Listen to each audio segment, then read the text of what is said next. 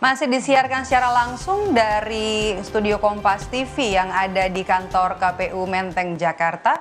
Kami lanjutkan informasi dari Wakil Ketua Umum Partai Gelora yang juga juru bicara tim kampanye nasional Prabowo Gibran yang menyebut menteri-menteri partai politik pendukung Anies Baswedan akan mundur dari kabinet.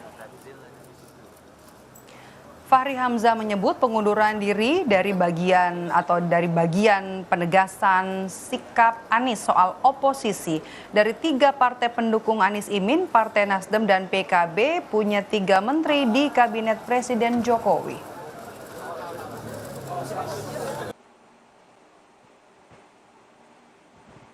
Kita tegakkan etika bahwa kalau Anda memang menggugat Pak Prabowo seolah-olah rekonsiliasi 2019 sebagai sebuah gagasan yang luar biasa, yang ideal itu sebagai tindakan tidak tahan oposisi, maka sekarang buktikanlah. Saya dengar juga akan ada tindakan untuk mengundurkan diri dari kabinet pemerintah.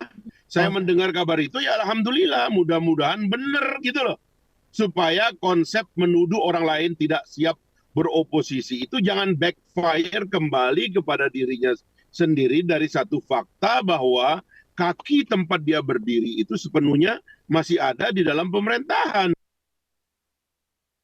Sementara itu, Saudara, juru bicara Timnas Amin, Bestari Barus, meminta kepada Partai Gelora untuk tidak ikut campur mengurusi isu pengunduran diri menteri-menteri dari koalisi partai pendukung Amin. Barus juga membantah soal isu mundurnya menteri-menteri dari koalisi partai pendukung Amin. Perhatiannya langsung kepada 4 orang dan yang di belakangnya. Gitu. Cukuplah. Itu gelora digelorakan saja gitu. Jadi biar kita yang mengurus partai kita, mudah-mudahan gelora nanti bisa lolos parlemen gitu. Ngapain daripada menyampaikan kok nanya-nanya ada apa kan gitu, biar kami yang mengurus urusan kami.